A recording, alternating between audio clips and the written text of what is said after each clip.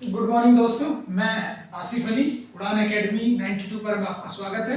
मैं आपको लगभग 10 साल से इंग्लिश पढ़ा रहा हूँ और मैं आपके साथ कुछ डायरेक्ट डायरेक्ट के विशेष रूल लेके आया हूँ। एकदम शुरू से, बिल्कुल शुरू से इंग्लिश सीखेंगे, डायरेक्ट सीखेंगे। ठीक है दोस्तों, और हम इसे सीखने के लिए सबसे पहले हमें बेसिक चीज़ों को पता करना होगा कि डायरेक्ट इनडायरेक्ट होते क्या हैं और इनकी ज़रूरत क्यों पड़ती है। इसके लिए हम सबसे पहले बात करेंगे।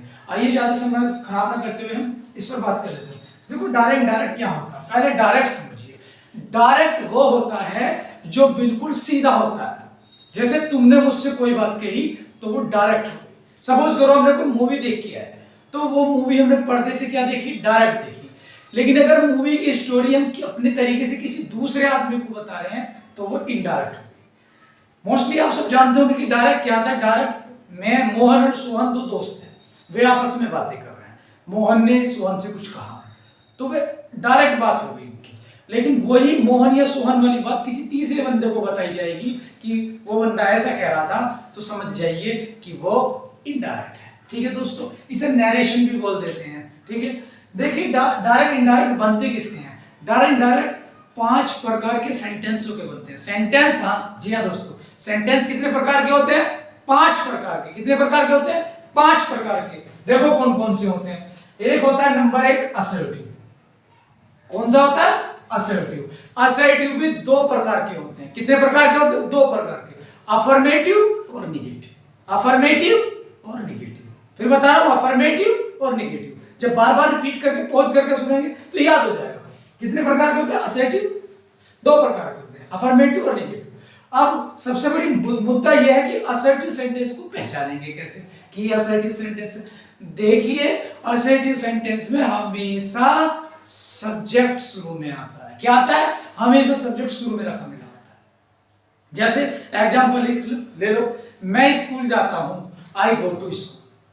तो इसमें आई जो है सब्जेक्ट का काम कर रहा है, तो ये असर्टिव सेंटेंस है। मैं स्कूल नहीं जाता हूं, ये भी असर्टिव है, बस निगेटिव हो गया तो I do not go to school. ठीक है दोस्तों, बात समझ में आ गई? असर्टिव समझ में आ गया। असर्टिव सेंटेंस सब्जेक्ट से शुरू होता है। ये बात क्लियर होगी? बिल्कुल क्लियर होगी। अब आते हैं इंटरगेटिव। ये भी 2 प्रकार के होते हैं, फर्स्ट टाइप और सेकंड टाइप। वे वाक्य जो हेल्पिंग वर्ब से शुरू होते हैं क्या कहलाते हैं? वो इंटरगेटिव फर्स्ट टाइप कहलाते हैं। जिन वाक्यों के बीच में क्वेश्चन वर्ड्स आ जाए, कहां, कब, क्यों, कैसे, किसको, कौन सा, वो इंटरगेटिव सेकंड टाइप होते हैं। ठीक है, और इंटरगेटिव फर्स्ट टाइप कैसे होते हैं? जी, जो वाक्य क्या से शुरू होते हैं, शुरू में क्या शब्द आ जाते हैं। लेकिन हम बेसिकली क्या करते हैं, क्या की अंग्रेजी शुरू में दिखाई दी जाती है तो एकदम व्हाट ठोक देते हैं, व्हाट लगा देते हैं कि व्हाट लगा दो भाई, एकदम व्हाट लगा दी सेंटेंस की, व्हाट लगा दी शुरू में सेंटेंस की, व्हाट लग जाती है, खराब हो जाता है, बेकार हो जाता है। जो वाक्य क्या से शुरू हो उसमें व्हाट नहीं लगाते कभी भी, उसकी हेल्पिंग वर्ब उठा के लाते हैं, जोन से भी टेंस का होगा या जिस सेंटेंस का भी होगा। ओके, बात समझ में आ गई दोस्तों? ठीक है, इंटरगेटिव क्या हो गया? फर्स्ट टाइप हो गया। सेकंड टाइप में कहां, कब, क्यों, कैसे, कौन सा, किसको आदि शब्द आते हैं, वो इंटरगेटिव सेकंड टाइप कहलाता है। ठीक है दोस्तों, क्लियर होगी? अभी मैं पहचान बता रहा हूं इंपेरेटिव सेंटेंस को कैसे पहचानेंगे। 5 से 6 पहचान होती है इंपेरेटिव सेंटेंस को। ठीक है दोस्तों, बात समझ में आ रही? इंपेरेटिव सेंटेंस को पहचानने के लिए कितनी पहचान होती है? 5 से 6 पहचान होती है। कैसे पहचान करेंगे अब मैं बता देता हूं। पहली पहचान, इसमें यू छुपा रहता है। क्या छुपा रहता है?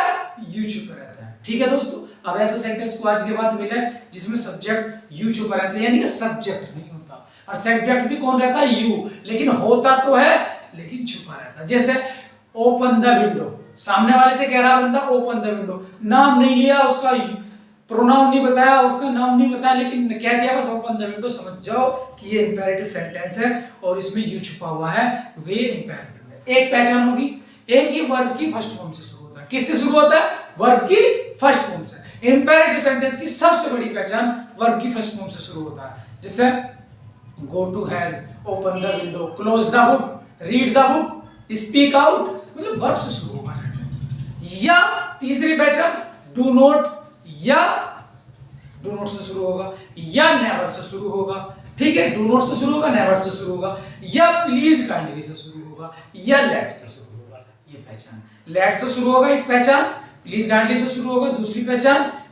ठीक है, और जी नेवर से शुरू होगा तीसरी पहचान, डू नॉट से शुरू होगा चौथी पहचान, वर्ब की फर्स्ट फॉर्म से शुरू होगा, पांचवी पहचान, या ऑलवेज से शुरू होगा, ये छठी पहचान है। और हमेशा इसमें क्या छुपा रहता है? यू छुपा रहता है। बात समझ में आ गई? इंपेरेटिव समझ में आ गया? इंपेरेटिव क्लियर हो गया, is it clear? Exclamatory sentence, in sentence में क्या आता है? हुर्रा, अलास, जैसे मतलब जब भी दुख की बात होगी, खुशी की बात होगी, ब्रेवो, हुर्रा, इस तरह के वाक्य आते हैं। इसमें क्या होता है? इस तरह के मतलब शब्द आते हैं, तो ये क्या होता है? एक्सक्लेमेटरी सेंटेंस होता है। ऑप्टेटिव, ऑप्टेटिव कैसे सेंटेंस होते हैं? ऑप्टेटिव वे सेंटेंस होते हैं जिनमें किसी को बददुआ दी जाती है, किसी को शुभकामना दी जाती है, किसी को कहा जाता है happy Holi, happy Diwali, good morning, good night, ये सब क्या है? ये ऑप्टेटिव सेंटेंस है। मे गॉड ब्लेस यू, ठीक है, God bless you, may you go to hell, इस तरह के सेंटेंस क्या होते हैं? ये क्या होते हैं?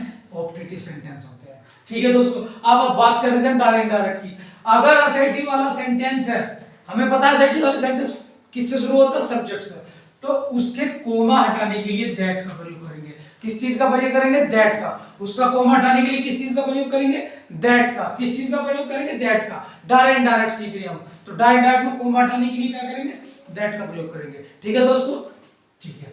आ जाइए इंटेरोगेटिव सेंटेंस में। इंटेरोगेटिव दो प्रकार के होते हैं। कौन से टाइप होते हैं? First type, second type.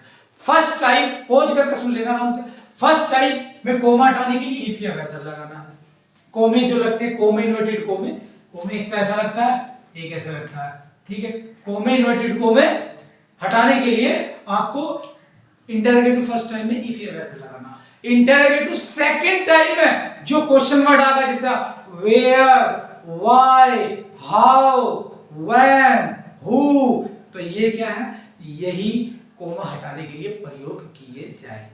ठीक है दोस्तों, आई होप आपको समझ में आ गया होगा। ठीक है, अभी समझा रहा हूं, समझिए। नेक्स्ट वीडियो में मैं आपको एक एक सेंटेंस बना के दिखाऊंगा, टफ से टफ सेंटेंस बना कर। ठीक है दोस्तों, इंपेरेटिव, इंपेरेटिव में कोमा हटाने के लिए टू लगाते हैं। क्या लगाते हैं? टू लगाते हैं। इंपेरेटिव में क्या लगाते हैं? कोमा हटाने के लिए टू, ये लिखा हुआ है, कोमा हटाने के लिए टू। ठीक है। एक्सक्लेमेटरी, एक्सक्लेमेटरी में कोमा हटाने के लिए क्या लगाते हैं? दैट। कोमा हटाने के लिए क्या लगाएंगे? दैट लगाएंगे। क्या लगाएंगे? कोमा हटाने के लिए दैट लगाएंगे। ऑप्टेटिव, ऑप्टेटिव में कोमा हटाने के लिए भी दैट लगता है। ठीक है, कहीं कहीं दैट भी नहीं लगता। जैसे शुभकामना वाले सेंटेंस है, हैप्पी होली, हैप्पी दिवाली, ठीक है, हैप्पी, ठीक है, मैरी क्रिसमस डे, तो क्या करेंगे? उसके लिए हम दैट नहीं लगाते। जो मे वाले सेंटेंस होते हैं, जिनमें मे आता है, ठीक है, उनमें क्या करते हैं? मतलब शुभकामना वाले सेंटेंस के अलावा दैट लगा। ठीक है, अब थोड़ा सा और समझ लेते हैं। क्या समझना है? सन बट 123, इसे भी समझते चलते हैं साथ साथ। फर्स्ट पर्सन जो होता है वो सब्जेक्ट के अनुसार बदलता है। फर्स्ट पर्सन सब्जेक्ट, और फर्स्ट पर्सन कौन कौन से होते हैं? आई और we. Second person use, object के अनुसार। सेकंड पर्सन किसके अनुसार? ऑब्जेक्ट। और सेकंड पर्सन कितने होते हैं? केवल एक होता है, यू। अगर कहीं यू दिखाई दे रहा तो वो ऑब्जेक्ट के अनुसार बदलेगा। और फर्स्ट पर्सन किसके अनुसार बदलेगा? आई और वी के, सब्जेक्ट के अनुसार। किसके? और थर्ड पर्सन बदलता है। थर्ड पर्सन से तो हमको मतलब नहीं, ही, सी, इट, दे, ये बदलते ही नहीं। डायरेक्ट इनडायरेक्ट में थर्ड पर्सन कहीं भी आ जाए, कहीं भी, नेवर चेंज, नेवर चेंज, बदलना ही नहीं आपको। ऐसा कैसे छोड़ देंगे अगर डायरेक्ट में? 2 नंबर की बात है, 12th में भी, 10th में भी। और किसी भी एग्जाम को आप दोगे तो डायरेक्ट पूछा ही पूछा जाता है। एसएससी में, एमटीएस में, एसएससी सीजीएल में, ठीक है, 10+2 में, कहीं भी पूछे, या 10th में, 12th में, सब जगह पूछा जाता है। बड़ा ही इंपॉर्टेंट टॉपिक है, इसे समझ लीजिए। ठीक है, आगे देखते हैं। देखो आप सब्जेक्ट समझते हैं। आई का जो ऑब्जेक्ट होता है वो मी होता है, आई का जो पजेसिव होता है वो माई होता है। आई का ऑब्जेक्ट क्या होता है? मी, और पजेसिव क्या होता है? माई। अब बात करते हैं वी। वी का ऑब्जेक्ट क्या होता है? अस, और वी का पजेसिव क्या होता है? आर। क्या पढ़ेंगे इसका प्रोनाउंसिएशन? आर। क्या पढ़ेंगे? आर। बात समझ में आ गई? ठीक है, आगे देख लेते हैं। ठीक है, अब आता है सेकंड पर्सन। सेकंड पर्सन का मतलब यू का ऑब्जेक्ट यू होता है, और यू का पजेसिव क्या होता है? योर। बहुत से भाई क्या पढ़ते हैं? योर पढ़ते हैं, इसका क्या प्रोनाउंसिएशन है? योर। ठीक है, ही का ऑब्जेक्ट अब आ गया थर्ड पर्सन। ही का ऑब्जेक्ट क्या होता है? हिम। पजेसिव क्या होता है? हिज। ठीक है, सी का ऑब्जेक्ट क्या होता है? हर। पजेसिव क्या होता है? हर। आगे समझ में? इट। इट का ऑब्जेक्ट इट, और पजेसिव क्या होगा? इट्स। दे का ऑब्जेक्ट देम, और पजेसिव क्या होगा? देयर। क्या होगा? देयर। फिर समझ लीजिए, आई का object me, possessive my, we का ऑब्जेक्ट अस, इसका पजेसिव आर, यू का object you, possessive your, he का ऑब्जेक्ट हिम, पजेसिव हिज। इस तरह से हम सेंटेंसों को पढ़ सकते हैं। सन बटे 123 समझ में आ गया। आई होप कि आपको ये वाली वीडियो समझ में आई होगी, ये वाला टॉपिक समझ में आया होगा। इससे आपको बहुत हेल्प मिलेगी। जब आप आगे को डायरेक्ट बनाना शुरू करेंगे तो इससे आपको बहुत मदद मिलेगी और इससे आसानी से आप डायरेक्ट को बना पाओगे। ठीक है दोस्तों, जय हिंद दोस्तों।